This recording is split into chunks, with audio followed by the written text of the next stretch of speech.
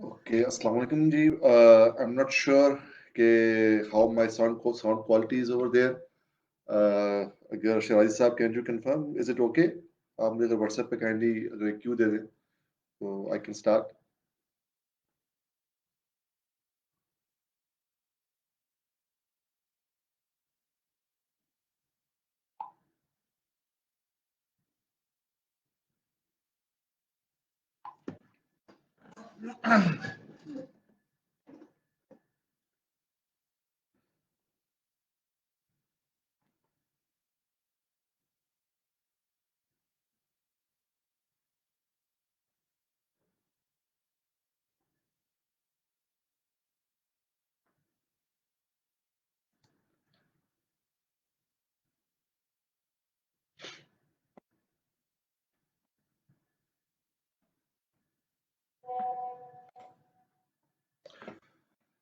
Ji, right. Thank you ji. Assalamu alaikum. This is Wajahat here.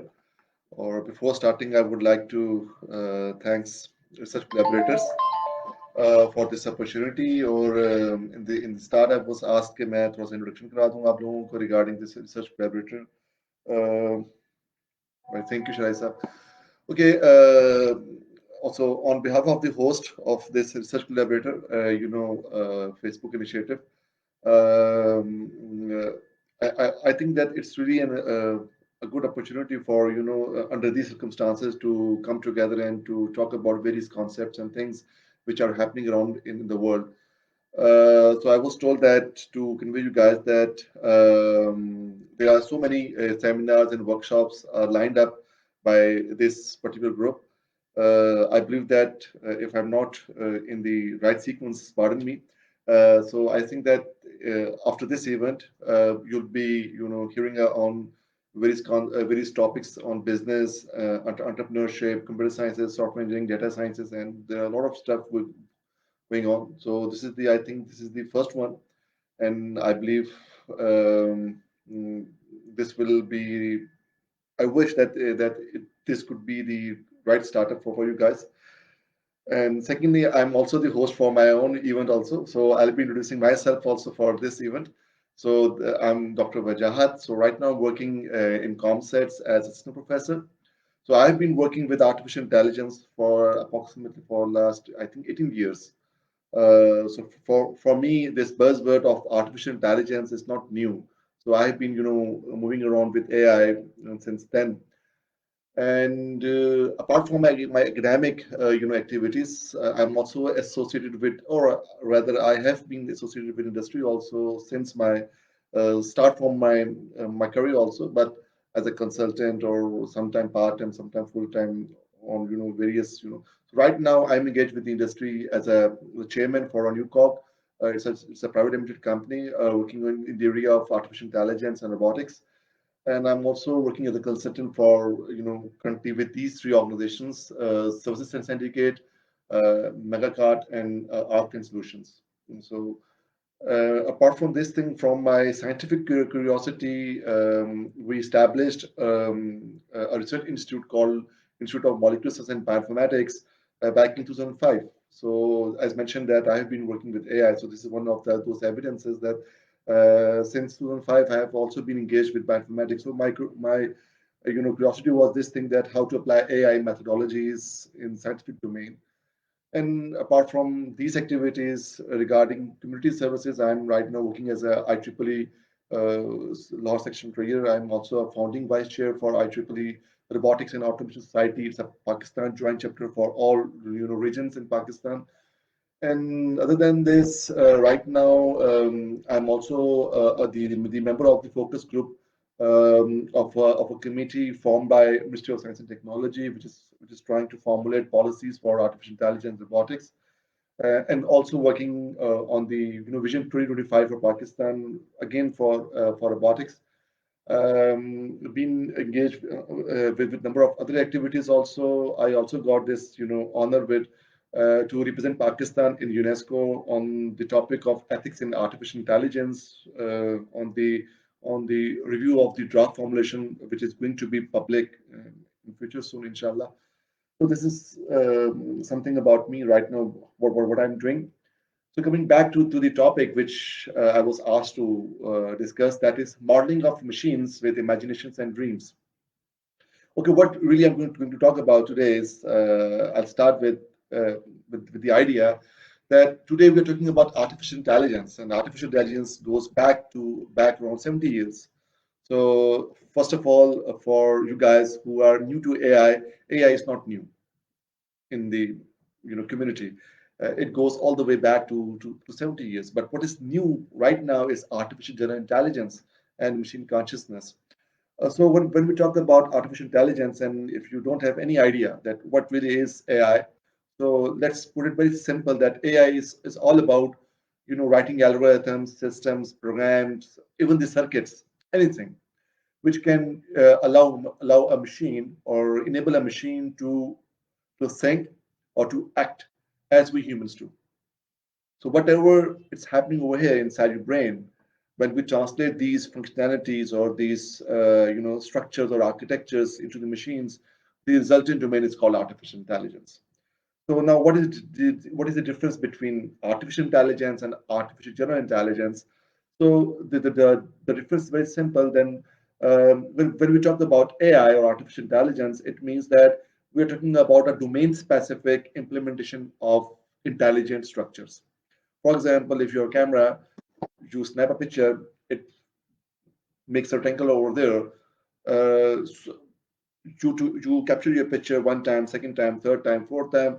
There is no change in the experience. But maybe this particular camera is having some intelligent algorithms running behind the scene. So artificial intelligence is very narrow in terms of their applications. They are not general as we are. We never, go to Harvard or any, GitHub site to download those particular chunk of codes to enable us to, act in the environment under new conditions. We simply adapt. We simply learn to learn and how to act accordingly. So this is more like a general intelligence which we humans possess instead of the task-oriented intelligence. So right now the community is like moving towards this concept that how we can develop machines or systems which possess general intelligence rather than the task-specific intelligence or application-specific intelligence. Okay, one way or the other way, whether through the approach of artificial intelligence or through the track of artificial intelligence, one way or the other way, machines will become intelligent within their own definition of intelligent or intelligence. But the next burning question right now is this, that who is going to regulate their intellect? If I'm intelligent or person XYZ is intelligent, that person can use their intellect to perform evil actions or to perform good actions. So what about deeds? What about their awareness about their own acts, about their own thoughts? One has to be accountable if they are going to take their actions. And most importantly, are these machines really aware of the things which they are thinking or they're acting? This is the very big question right now, which we people in or the academic people in AI are thinking about. So this is something which we discuss in machine consciousness. So how do we start? It opens up a new regime in artificial intelligence. So we already knew back in 90s that one day machines will become intelligent and we'll be having such debate. So I've been working my PhD basically, or I've been working on this area of machine consciousness because we know that the one way or the other way, whether you like it or not like it, intelligence in machines is already there. So the question is that how a machine can regulate its own intellect. So from this point of view, so we have this particular, domain cycle over here that in order to work in the area of machine consciousness, one need to understand how knowledge, intelligence, and consciousness and ethics actually work together on top of these various application domains of industry and robotics. So we started a project in this regard. So I'll be sharing this very concept of machine consciousness and what I've been doing around for last 18 years, apart from my industrial activity in academic domain. So we started off this project in 2005. with its code name Johi, and later on we renamed or spin off this project as Neha. So what really is Neha all about? Neha is about developing a hybrid artificial general intelligence in such a way that this particular agent or machine may possess short-term memory, long-term memory, and all those characteristics of the mental processes which we possess as a human being. So, in order to do this, our primary question was this back in 2005: that can we build machines with consciousness or not? So in order to do this, we actually integrated various concepts from ethics, from quantum computing, obviously from artificial general intelligence. And to give the body to this agent, we use robotics and virtual agents, whatever we deem fit at that time. And we took very important concept for artificial life. So what is really artificial life?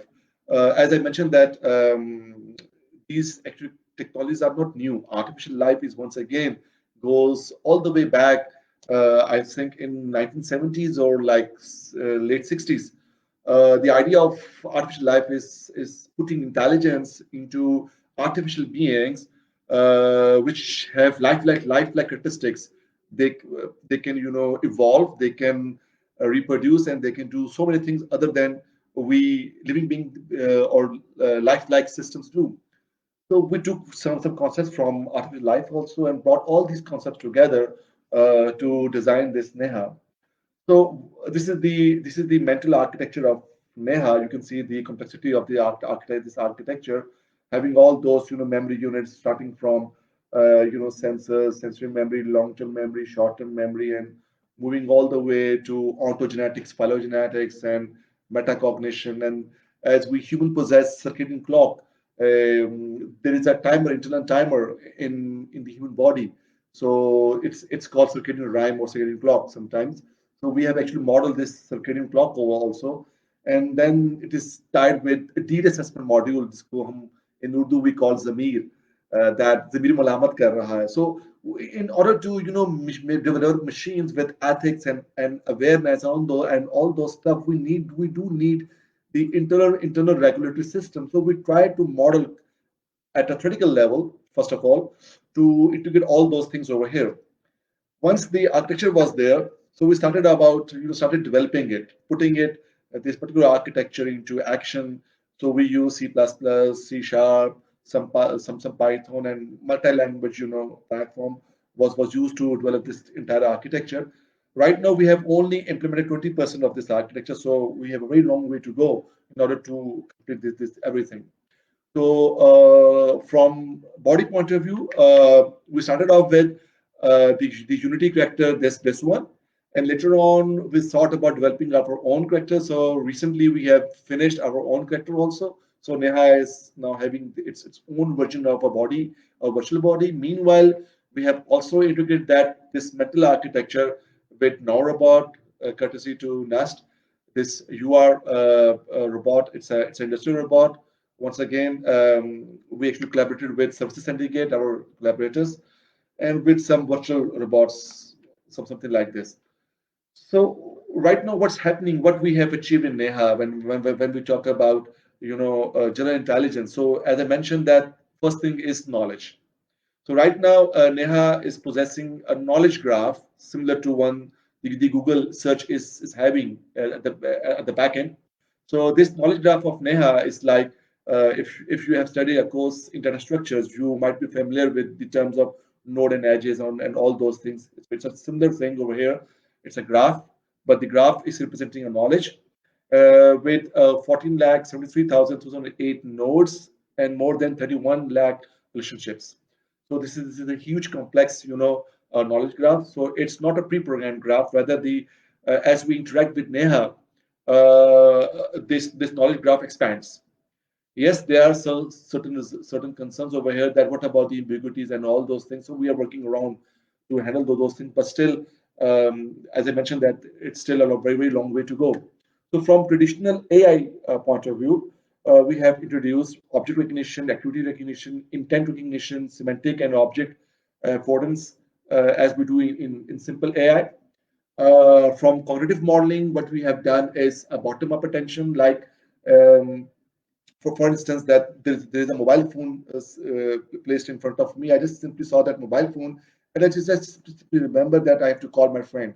So by taking a visual cue, I remember something which I was not remembering at this time. So this is bottom up attention, and there's a top down attention that I don't know from where a random thought occurred into my mind, and then I could say, okay, fine, I'll talk to Shirazi sometime in future. So this is what I don't know from where I got this cue, but somehow my mental processing gave me this such random thoughts.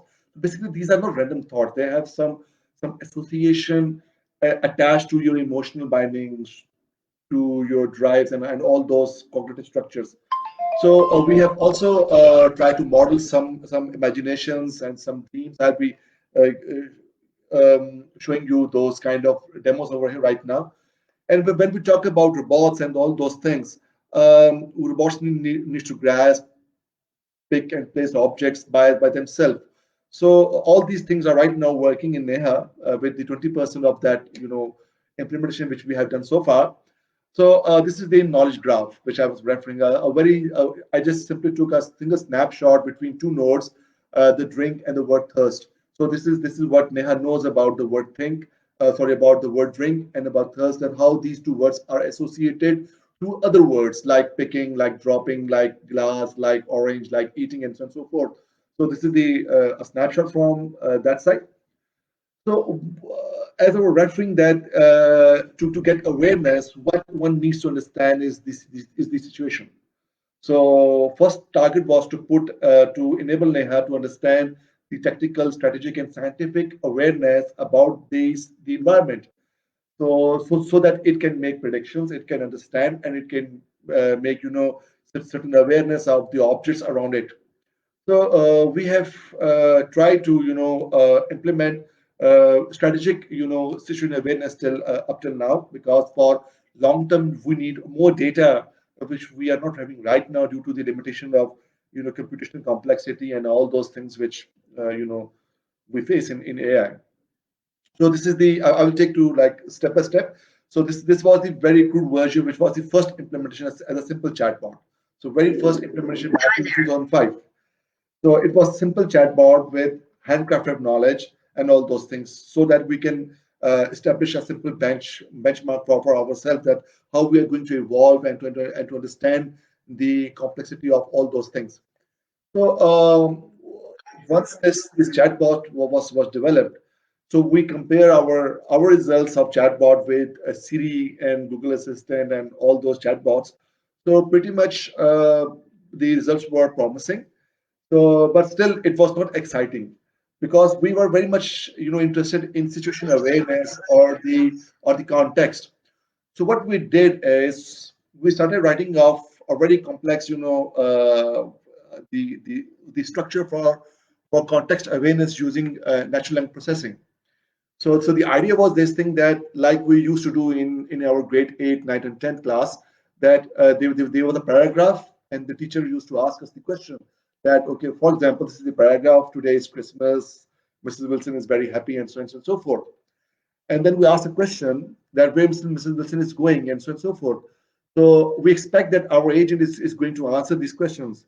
Back then in grade 10th, we were evaluated through these kind of skill sets. So we programmed our agent Neha with all those knowledge processing constructs from AI. This is something which we got. Please keep this thing in mind. We have not used deep learning for these kind of things. We are using more like rule-based systems, because deep learning has so many limitations when it comes to such kind of processing. So indeed, deep learning is a buzzword right now, but still there are so many limitations over there.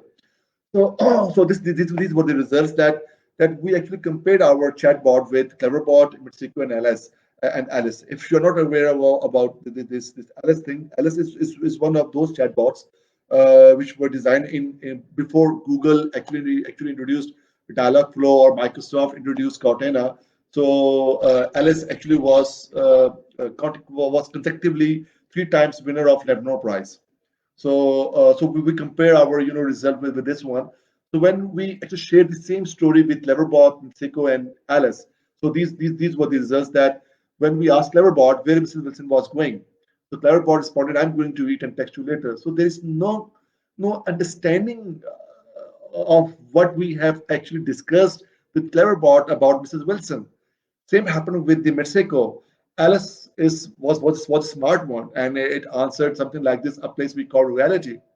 And likewise, if we go and analyze all these results, so we can see that indeed these chatbots are doing a very good job on the basis of the handcrafted knowledge, like Google Dialogflow and all those things. But when it comes to context and to understand the entire story on the basis of the proverbs or on the basis of the pronouns and direct and indirect connection of the subject, object, and all those things, that was missing. So these are the results from Neha. This was our zero point 0.5 evaluation. So we have done like 10 evaluations, more evaluations to refine the results. So this is like the intermediate evaluation. So where Mrs. Wilson was going, Mrs. Wilson was going to sister home. Where she was standing at the roadside. So all these answers are not perfectly correct. So they are more like making sense within the context of the story. So they are around 80% accurate as compared to the other ones. So once we have done with this thing that okay, fine, now Neha is able to understand the context. Neha is able to understand the strategic association of of roles and players and actors and their actions in the story, and then it can understand what we are asking and then formulate the responses. Please keep one thing in mind over here that even in this case, we have not generated the language because language generation is still a very big challenge in AI. So for language generation, we have used the traditional thing which everybody is using. That is the template based language generation. So that is still a limitation in AI also. So once we were able to do that thing, so we took another step in vision based perception. Once again, the first thing is to make Neha understand that what is happening around its environment. So there's no fancy business over here. It's more like traditional thing which everybody is doing right now. But that was the elementary thing to build all those statistics in Neha, which I'm going to show in my upcoming slides. So this is more like a human activity recognition that what a particular person is doing, or like these few people are having discussion and somebody's walking and somebody's speaking and so forth. So there's nothing unique over here. Now this is something which is different, a slight different. So so sorry, in order to understand this thing that or that what kind of objects I'm going to interact. For example, if I'm holding this glass of water in my hand, and what will happen if I like grip it from here? What is the probability that it might slip, and what will happen if it slips? So sometimes we are not aware of the objects, but still we try to handle those objects on the basis of the likelihood that these objects might fall into some category which we already know. So that is something which we refer as a object affordance or semantic affordance, like that we don't know the name of the object, but we can relate that object on the basis of its geometry, its shape, or its certain characteristic that okay, fine, it could be an eatable object or it could be a cleanable object. So that is more likely this particular object is a container of some liquid. So if this object falls, then the liquid will spill. So this is my context, and this is the effect. So affordance is all about the effect of an object based on its semantics and its global association with its other objects relatively. So we try to we use deep learning over here. We retrain YOLO model and rational models for this purpose. Once that was done, we actually generated our own data set. I will show that how this data set is going to be related as we move on, because it's a step-by-step evolutionary process. So, okay, fine. The other question was this thing to make Neha understand that how one object is associated or referred in the spatial geometry, like This is my student Kamran in Nest. So Kamran is behind the mobile phone, and then the person is holding phone. So how these two objects are, spatially mapped with reference to the observer. In this case, the observer is Neha. So we need to understand this two-dimensional coordinate space, so that if Neha is going to interact with the object, Neha must understand that how it is going to interact with the object which is behind, which is front, which is top, which is at the bottom, and so on and so forth. So affordance is there now. We have this special mapping over there, able to understand the natural language context. So what will happen over here? So this is the example of that, affordance thing. Various objects are there. So Neha is just trying to understand, okay, this is a playable object, this is a readable object. Few things are rightly, recognized, few things are wrongly recognized. One way or the other way, we are trying to establish that what could be the global class of these objects based on their properties and the characteristics.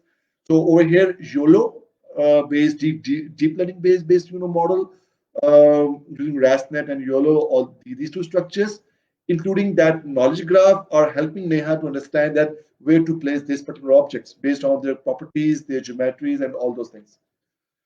So once we were able to establish lingual and visual perception, so the next step was to put imagination over there based on all those memory contents. For example, just consider this thing that if I narrate a story to you, okay, I was there in Iran, Kagan, and I took, I was hiking over there, and it was snowing, and with all those masala jars, if I put in my narration, because right now I'm not in that mood basically. But if I do it, so what will happen is that as you will be listening to me, there would be a memory, spike in your brain, that you might feel that you are over there for a glimpse, and you might try your brain might try to reconstruct that image in your mind, that how would I have been experiencing things over there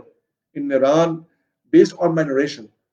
So that is something which we call is imagination. Or sometimes, like if you are going to pick something, and before picking that object, you actually construct the entire scenario in your mind, that okay, if I'm going to place this pick this object in such a way, that will happen without doing it, and the entire scenario is executed in your mind.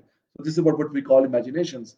So what we did as a first step was to reconstruct a scene based on the lingual cue. So now we are moving towards the understanding side, from whatever the Neha has learned through its perception or its perceptual experiences. Sorry. So this is what we got. So this is selective attention. This is like we have long-term memory and datum memory. We have perceptual associative memory. This is a working memory. These are the emotions. So whatever. So we are. I'm saying that Ali is walking on a road. So right now, what's happening is that based on whatever the past experiences were there, so it tried to formulate that Ali is a person, XYZ person, and that person is actually walking on the road. So this particular image was constructed based on its past experiences. Like a grape is placed on the table, so we have two potential grapes, the road, and all those things. So one of these was selected based on its past emotional association, the time when we actually presented a particular image of a grape. So at that time, whatever the emotional cues were there, so that emotional cues were associated. तो हम कहते हैं ना कि वो जज्बात की छाप लगना किसी experience के साथ, that is something which has happened over here. So once that was accomplished, so the next step was to do it in the reverse order. When we talk about robotics, what really happen is that if you have a scene, actual robots working in industry. So what really happened back then in before Industry 4.0 was this thing that robots were used to placed in the cages, because when they are working and they are moving around like this, so they are very dangerous for human beings in their proximity. So So with the with the evolution of robotics to their third generation, which is the right now it's a third generation, robots are becoming collaborative in nature. So we don't need that boundaries over there to protect human beings in the proximity of a robot when it's working.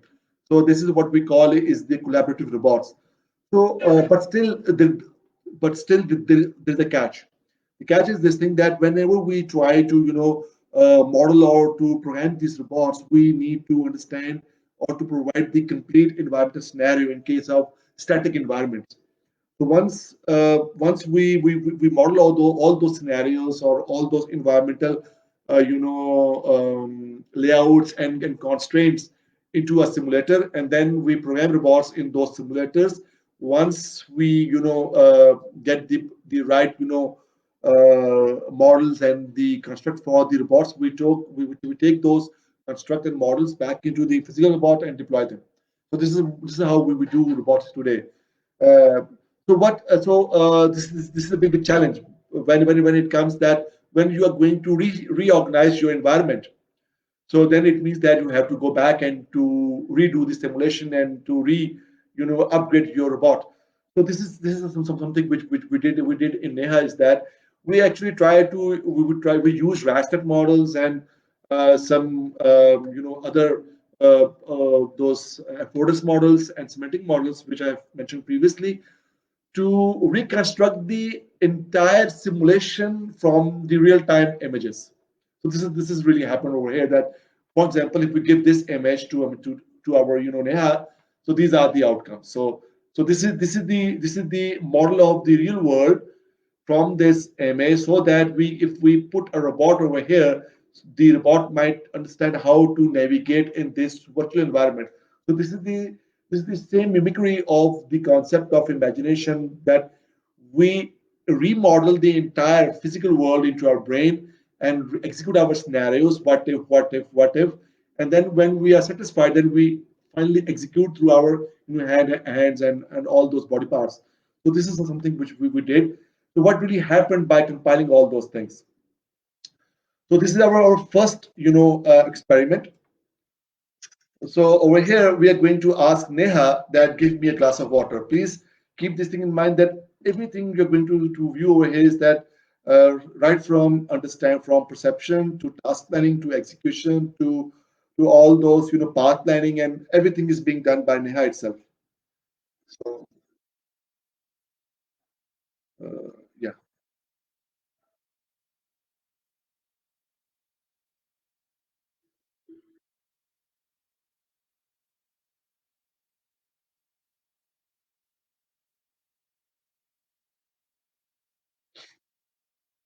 So this entire work is done over here in Pakistan in ComSets and in collaboration with Services Syndicate.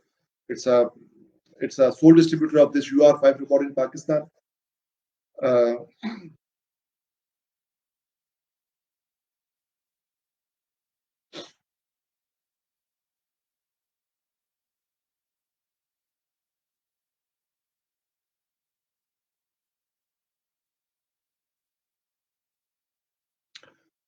so when we asked Neha to give me a glass of water, so here's the water. But still, we have a problem over here. Now imagine this thing that you're running Neha-like system in your house, and there is a robot also serving you a glass of water or coffee or whatever you are looking for. But in this example, what we did is that we explicitly asked what I want. Now, what if I simply say that I'm feeling thirsty or I'm having an itch or something like that? Will Neha be able to understand that what really I want? So this is the result.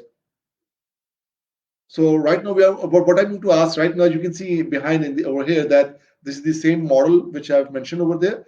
That the entire real world tabletop experiment is simulated by Neha in its imagination. It will execute all those things which I've mentioned previously. All those building blocks are in play right now.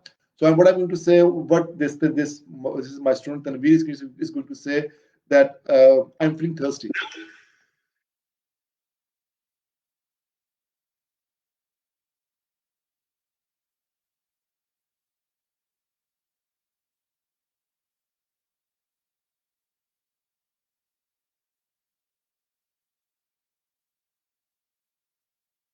So most likely to remove the thirst, this particular cane of Coke or Pepsi will do the job. So that was the entire understanding. We never asked Neha that I need a cane or I need a Pepsi or anything. I just simply said I'm feeling thirsty. So this is what we got.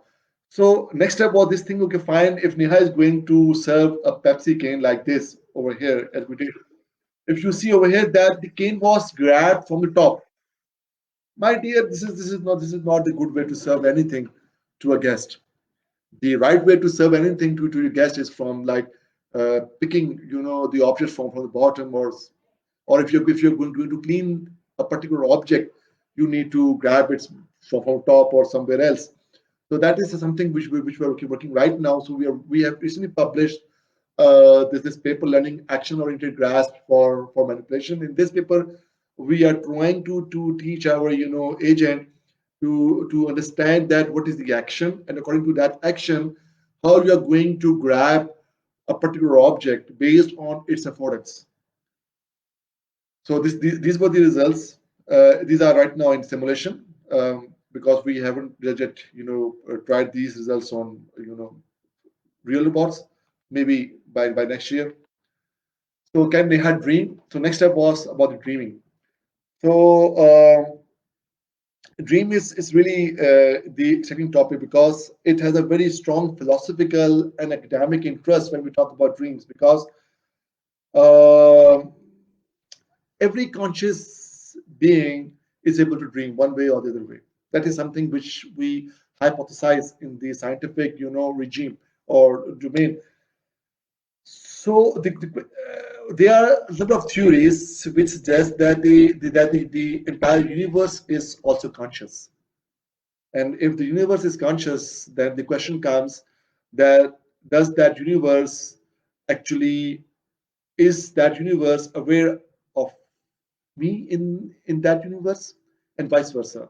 So what is the relationship between my brain and your brain and the universe? And next question is really important, that does the universe dream of we being over there, or are we living in a dream which is the construction of the universe? So there are so many philosophical and scientific questions about dreams. So dreams are really very interesting topic when it comes to artificial intelligence and artificial life kind of things. So what we did is we actually modeled quantum neural networks, quantum genetic algorithms, on top of all those, back in. So this work was done in 2011. The student who actually did this work is now in Spain, and he has already completed his PhD in robotics. So these were the results. We were able to actually record a 10-second dream from whatever the Neha's past experience was over there. So how did we actually evaluated this thing, that are these really the dreams? So we actually qualitatively we evaluated these construction of the images based on the psychophysiological dynamics of the dream in the psychological theories and in quantum mechanical theories. So what we found is that the kind of images which were reconstructed by Neha are 70% aligned, based on their vividness, as we human might have dreamt about these concepts under the given conditions of emotional stress and all those things. So moving further, ethics. This is the third part, the very important part. Right now, this is the ongoing work which we are doing. So from artificial life, because ethics is something which is associated with the life property. We do unethical tasks when we are desperate, when our life is in threat. So what we did over here is that we try to model the entire psychophysiological map of the human being into Neha, based on this thing, that when we have glucose, insulin, sodium, and all those basic biochemical components, and how they interact when we do work. So this is so we simulated the entire glucose and insulin theory model in order to simulate the impact of glucose, insulin, sodium, and all those things to trigger the effect of tiredness, of laziness, of emotions like anger, hope, and all those things. So that if Neha is feeling hungry and the intensity of the hunger is increasing, and the agent is not able to find out where it is going to find the food, what will happen in that case? So what we did is that in this case there was no pre-planned objective or the goal over here. So Neha wants to survive in this environment. So this is the results. So as glucose and insulin theories are, regulating through that model, and right now Neha is being thirsty, so it's looking for water, and the emotion is like depression. So Neha is trying to formulate its own goal that now I'm going to look for the water. This is something which we do as human being also. So we always replan ourselves when we are in desperate conditions. Even if today we are wearing masks, we are doing a complete seminar from how I'm feeling a crazy person right now sitting in front of a camera, even if I'm not seeing by myself over here, and I'm not sure whether you guys are over there or not, and how many people are over there. I'm just simply having this experience that I'm in a room and a crazy person is talking to himself basically. So the time, the conditions actually changes us. We evolve, we adapt, we change our goals and objectives accordingly. This is something which is happening over here, a concept from artificial life. Why we did this thing? I'm just going to answer it. Second part is this. Okay, fine. That okay, if I'm that desperate, so he's going to guide me. So what we did is that back in 2011, once again, what we did is there was my student Sadaf.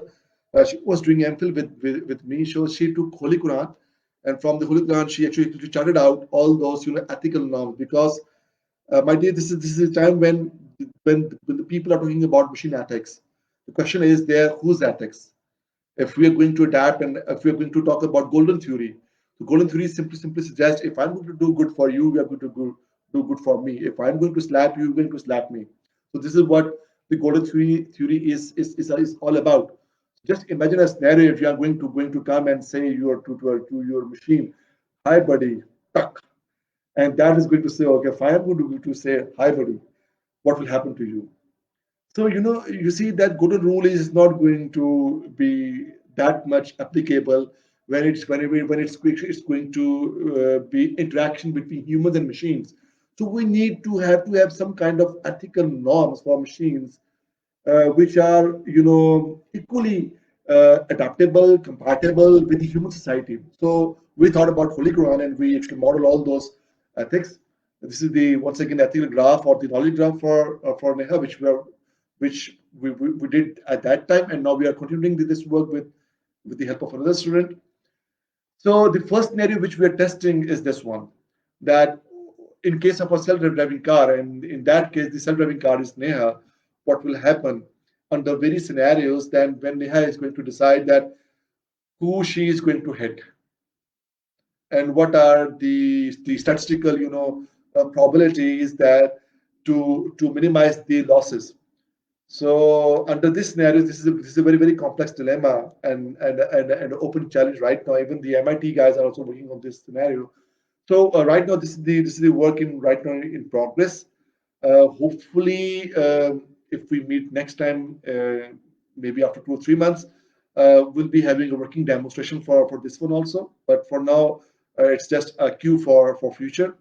So almost that this work is done. We have used reinforcement learning models and some quick machine learning models like quick backpropagation and all those things to model these things. So is Neha really conscious or not, based on all these things which I've mentioned and all those architectural things which we have implemented right now? So there is a test for measuring consciousness, that is called ConScale. So right now we have 11 levels of consciousness. So Neha is right now at 3.5 approximately.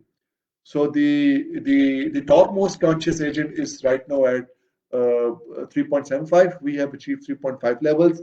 So there's a huge amount of work to be done to achieve all those 11 levels to claim something that a particular machine is conscious or not. So based on this measurement, we can say that Neha. So we have two levels of consciousness. First one is called sensory consciousness, and the second level is called phenomenal consciousness.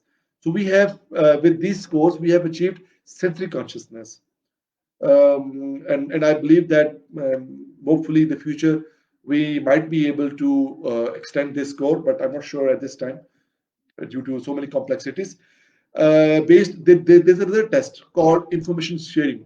When a person is unconscious under certain conditions, so what really the psychologists and doctors do, they actually simply perform EEG on your brain, and they try to measure that the amount of information being transferred from one part of the brain to the other part of the brain. So we actually did the similar test based on the amount of information being transferred from one part of the Neha's mental, modules to the other part of the mental modules by applying quantum mutual information sharing, and these were the spikes which we got. So any data point which is above zero point 0.5 means that at that time Neha is conscious, or it's the intensity of its conscious awareness on that particular sensory content. So these were the red lines are showing when the information was being transferred from working memory of the Neha to the day memory, and the blue ones are showing that when the contents were transferred from working memory to the Neha's workspace, which are various parts of the mental regime. So you can see that from between working memory and workspace are more closest to your unconscious, computing blocks, even in human beings also.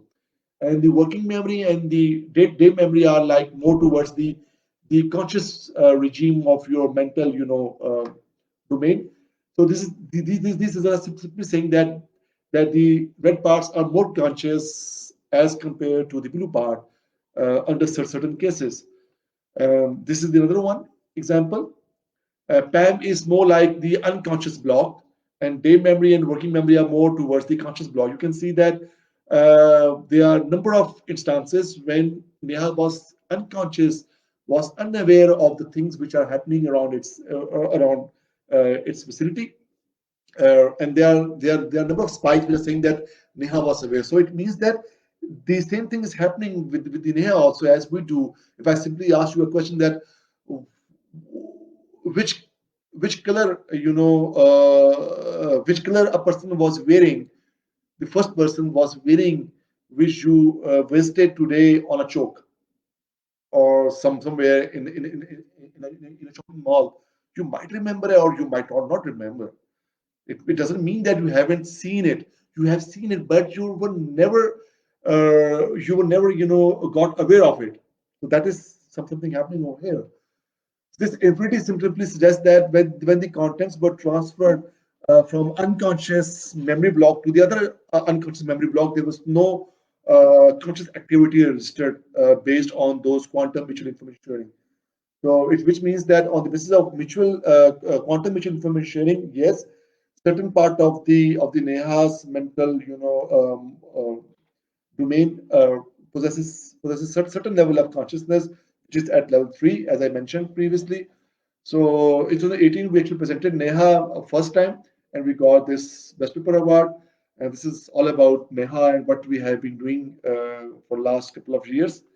And I'm not sure that how we're going to take questions or what. So I think that you're going to post questions over here, and let's see.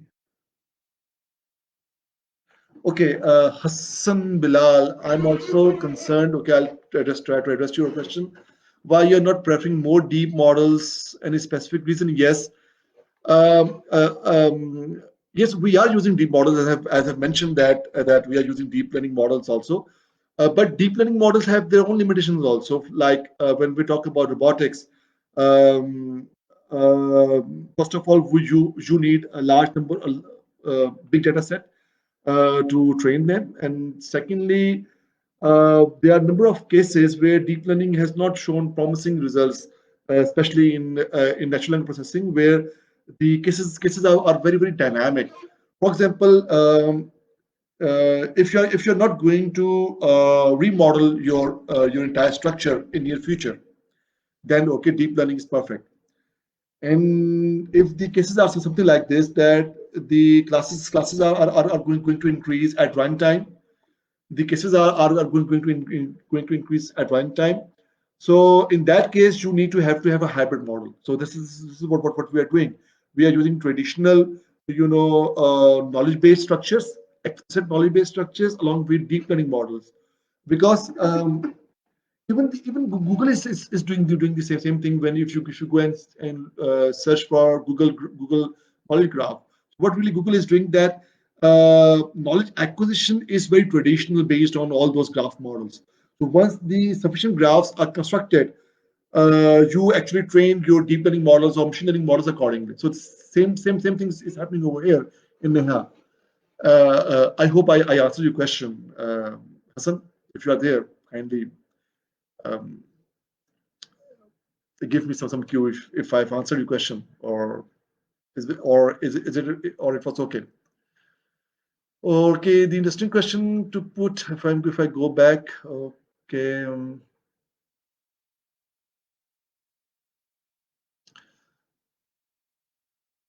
Okay, so this is an interesting point. Do you think to train which to present what weather conditions? Yes, we can do that, but still there is a point over here that we have to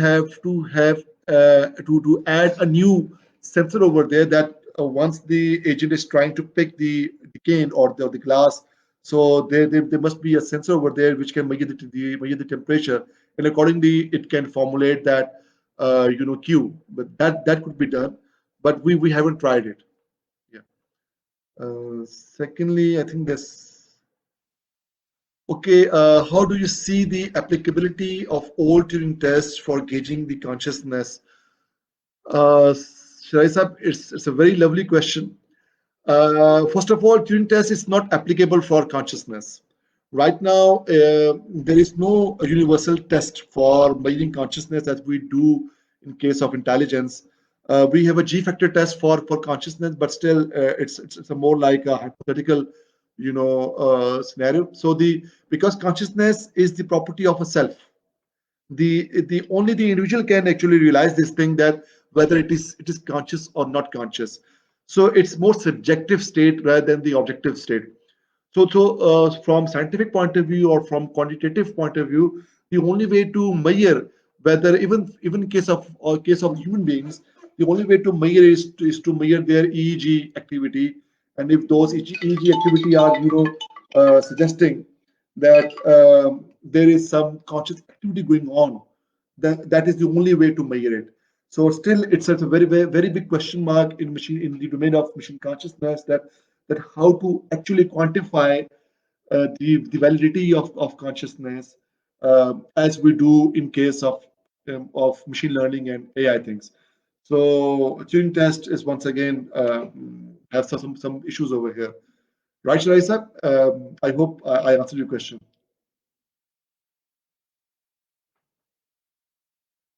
And there was another one. Well, illusion. I'm not sure well illusion. What do you mean by well illusion over here? But yeah, Coke was not the part of our advertisement, Sarisa. It was just a random pick. And I think any other question? Like, I think that there is no more question over here.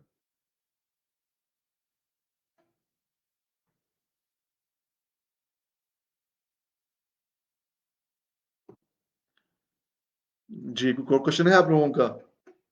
तो okay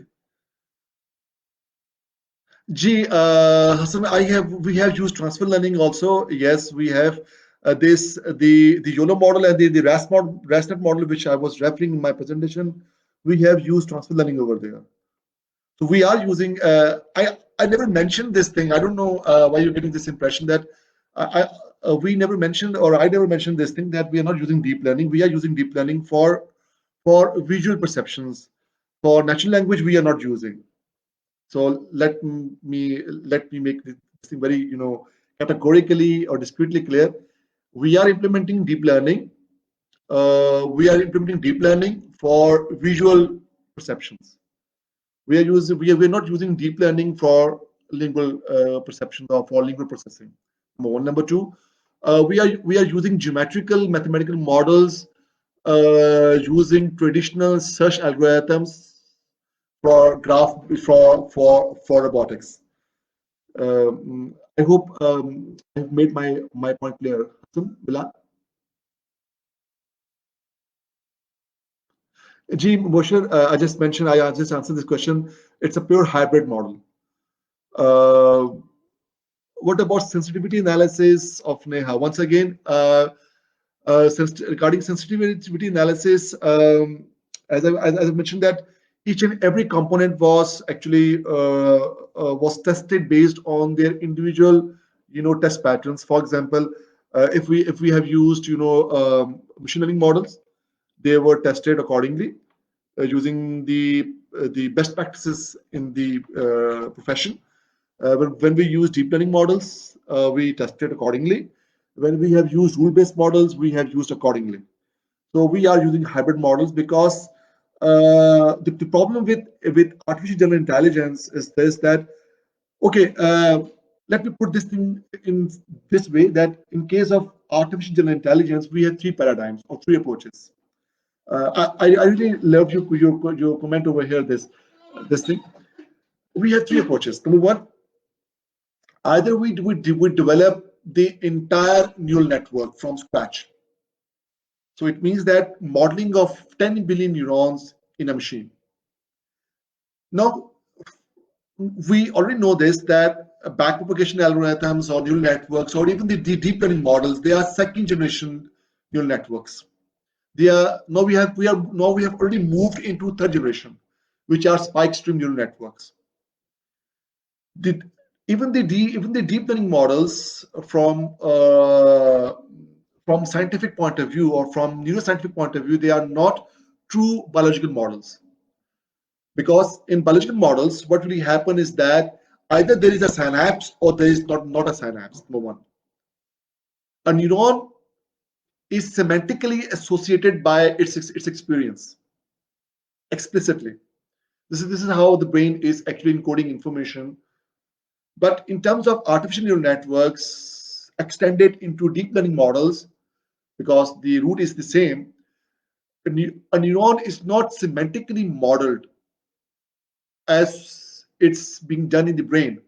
They are trying to learn semantic association. So there's a slight difference over here. Secondly, when we talk in case of your current implementation of neural networks, a synapse is more like a numerical or a real number state. Whether in case of human brain, it's a spike. Neurons are not always activated. They just simply burst. They simply generate a pulse. And if the synapse is there, that pulse is being transferred. So this is the third generation of neural networks. So it means that after 10 or 10 or 12 years, or after 15 years, somebody over here might be talking about the weaknesses of deep learning and their neural networks, talking about the advantages of spike stream neural networks. In 2000, I think 2 or 3 years back, a guy did his PhD using spike stream neural networks by modeling 10 million neurons with spike stream activity, and some very significant conscious activity was registered in that brain. So the people are now moving towards that third generation of neural network. So there's another one version also, which is not artificial neural network. That is biological neural network. Once again, a computational version. One of those examples is the Oxford University's neural network called VisNet, and then there is another one called STM, Hierarchical Temporal Memory Models by Numenta. So there is another complete track of modeling of neural networks, which are more aligned towards this third generation rather than the second generation.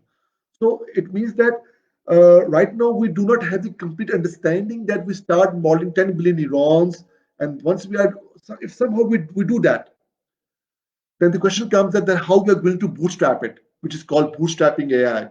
So there's another dilemma.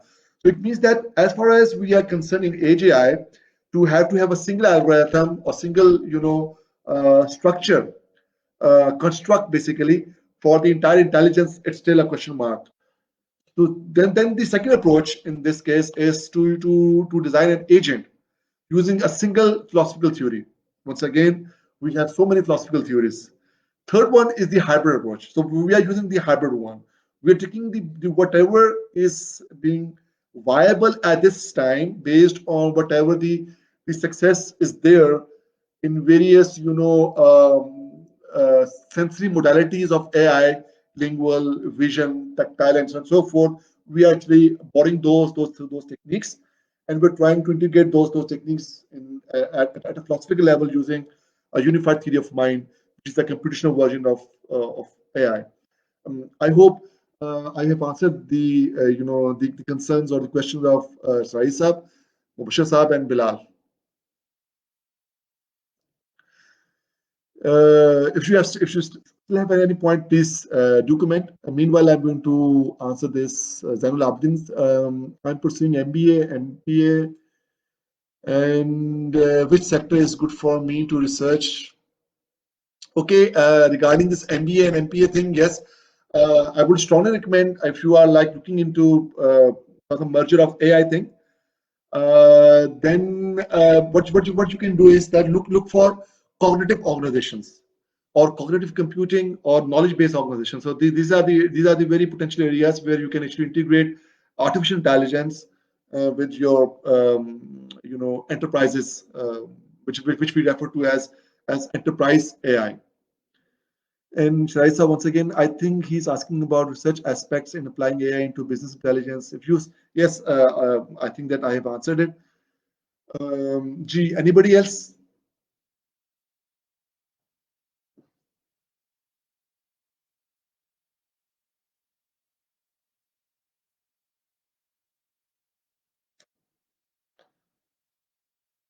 Thank you, Bilal. So I believe there is no more question.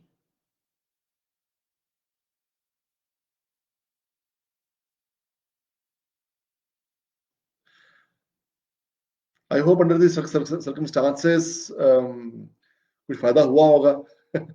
Yeah, I'm not sure, but once again, thanks to the organizers. Or you can always contact me anytime. Facebook पे you can reach me and I'm there, इंशाल्लाह. जी साहिब साहब, ठीक है, इजाजत दें मुझे फिर, क्या ख्याल है?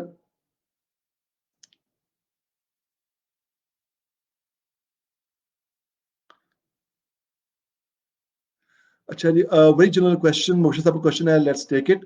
What would you say about misconception of AI that AI will replace humans? Okay, I would like to answer this question. AI systems aren't safe. AI will lead to significant unemployment. Okay, yes, this is really a very important question. Okay, let me put this question. Let me answer this question. If I take 3-4 minutes, I hope the audience won't mind. I recall my. I'm just going to share one of my experience when I was in my first semester of BS. My professor was teaching introduction to computing at that time, and he was saying that ye bhi ho gaya, ye bhi ho gaya, ye bhi ho gaya, ye bhi ho gaya. And I used to, so that was my first semester. I was just listening to him, and after 5 or 6 lectures, I got fed up, and I raised my hand, and I said, "Sir, hum kya karenge?" And I still remember that was my way to talk to him. Sir, hum kya karenge? You know what he replied me? He said, "Wajahat, Urdu में उन्होंने कहा, वजाहत अगर तुम्हें computer science के spelling भी आ गए ना, तो तुम्हारे पास टाइम नहीं होगा कि तुम बस सड़क जा सको." और and he was absolutely right. सिर्फ स्पेलिंग ही आए and we don't have that much time. And I'm going to answer the same thing over here with some slight variation. Okay, first thing is this, that unemployment. Whenever the technology comes, AI is another technology in your toolbox. Whenever the technology comes, relatively, and please listen my words carefully. so that they are not interpreted. Relatively less skilled jobs are replaced by more skilled jobs. For example, there was a time when the roads were being constructed. There used to be a guy, holding a flag over there with a red flag and waving like this, that move from this place. There's a danger over here. But what happened? Electronics came. We got flashers. That particular guy was relatively less skilled guy, lost the job. But what happened is that factories were installed for manufacturing a plastic for the casing of the bulb, for the wiring, for the cabling, for the filament of the bulb. Engineers were produced. So by eliminating one relatively skilled job, number of skilled jobs were created. But yes, the number of jobs which were created were highly demanded in terms of your innovation, your creativity, in terms of your qualification, and all those things. Same thing is happening with AI.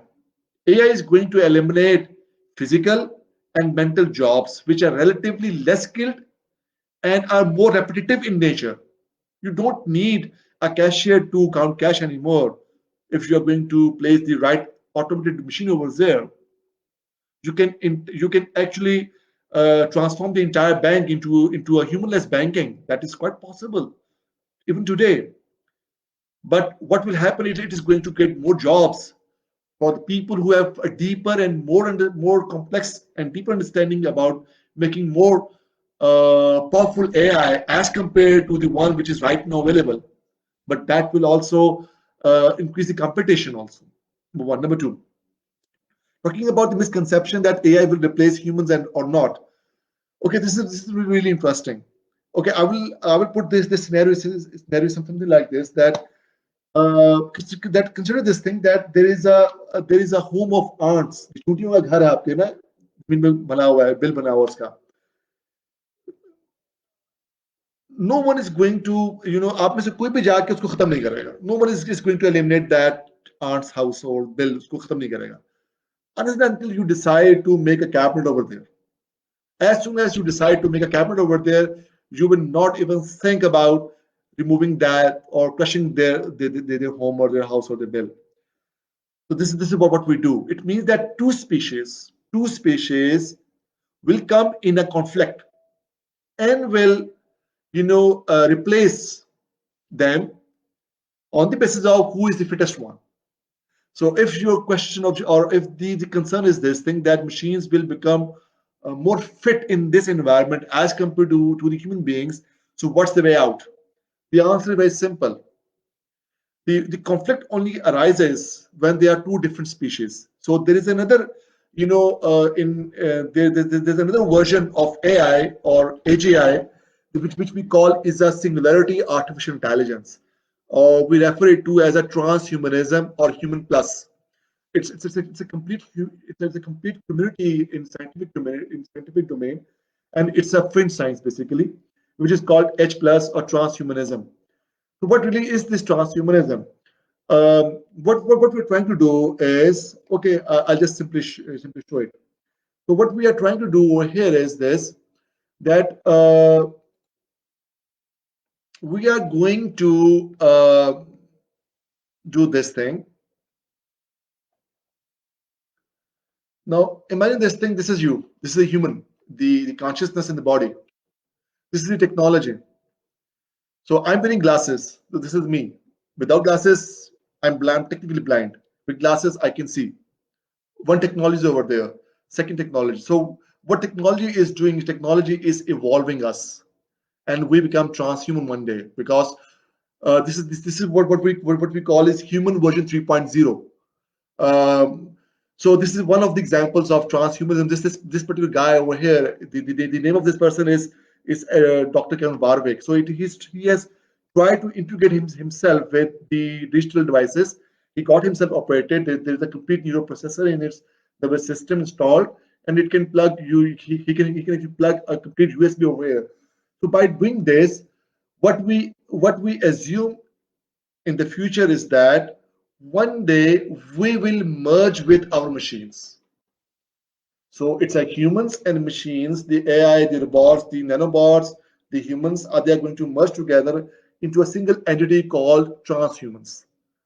So when we're going to merge with our machines, there is no conflict and there's no concept of taking over or other things. So this is how we're going to resolve this particular issue of with the help of transhumanism or cybernetics. Mubashir, I hope I clear your question of this misconception thing. You might think that it could be a scary thing or it's not, ethically, it's a question mark or not. It's a separate debate for some other time, maybe. जी मुबशर ठीक हो गया चीमा साहब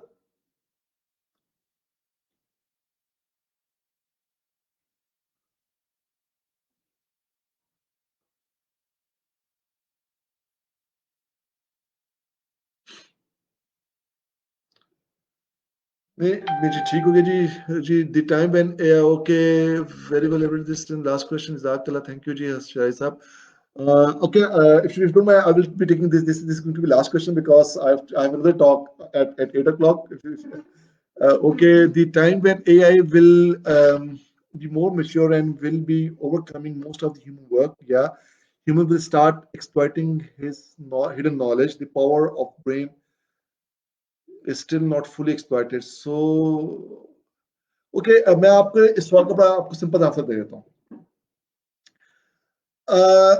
इंसान दुनिया में किस काम के लिए आया क्या वो यहाँ पर सिर्फ और सिर्फ I'm going to answer the question in Urdu क्योंकि I believe कि सारे उर्दू में बैठे हमारे इधर लोकली बैठे होंगे क्योंकि मैंने यहाँ पे I'm going to give a reference from Holy Quran Quran में अल्लाह ताला फरमाते हैं कि सूरह रहमान के अंदर ऐ जिन्नो इंस अगर तुम्हें कुदरत हो तो तुम जमीन और आसमान के किनारों से निकल जाओ पर तुम निकल सकते नहीं इल्ला बिल सुल्तान जोर के सिवा तो जब तुम निकल जाओ तो फिर तुम पे बेदुआ आंख छोड़ दी जाएगी इसका तुम मुकाबला नहीं कर सकते the this particular verses of Holy Quran actually simply suggest what are our limitations over here इसका मतलब ये है कि we are going to have a deep space travel one day क्योंकि अगर तुम्हें कुदरत हो तो तुम निकल जाओ ठीक है ना और अगर तुम निकल सकते नहीं जोर के सिवा हमें हिंट भी दे दिया गया पर तुम निकल जाओ तो फिर तुम पे बेदुआ आंख छोड़ देगी which means that the point in space travel where our metallurgy is not going to work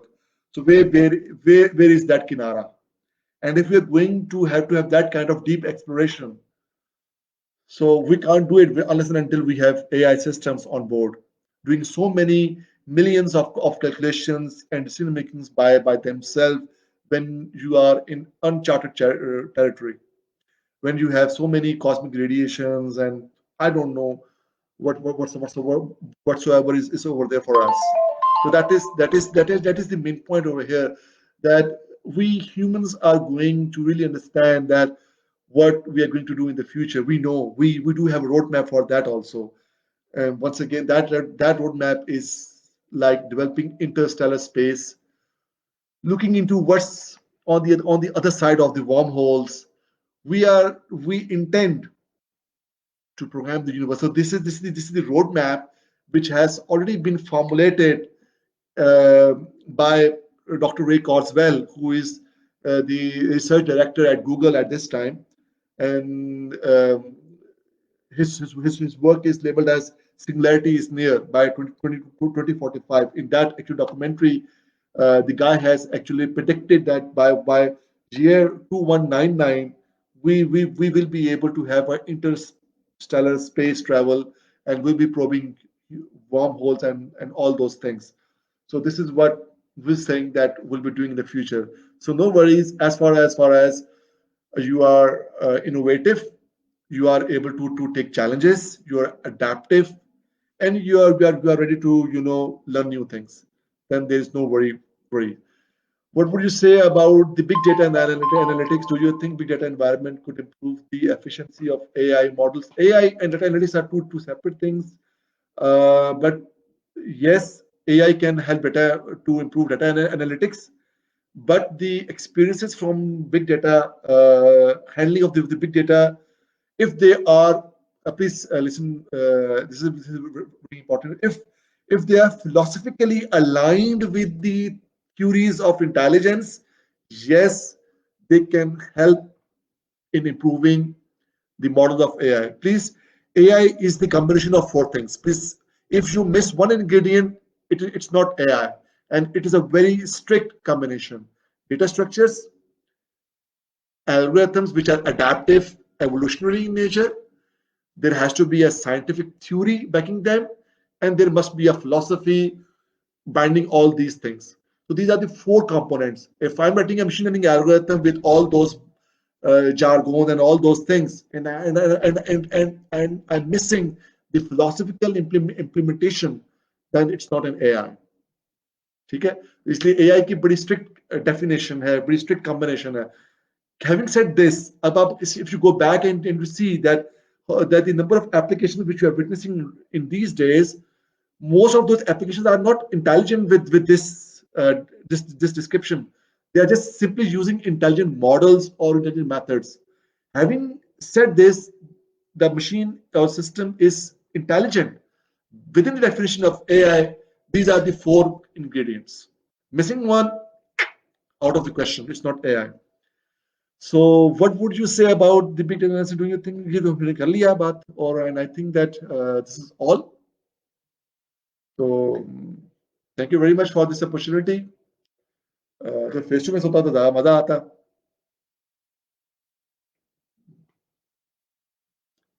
ठीक है जी, इजाजत शाही साहब, मुझे क्या ख्याल है?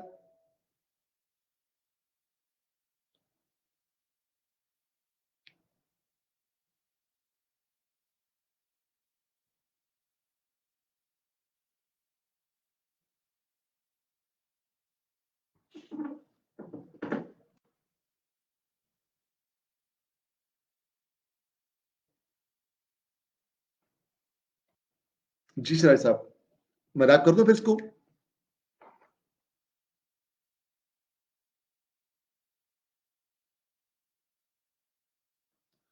I think ये मेरा क्यू है to say goodbye. Allah Hafiz to all. Thank you very much.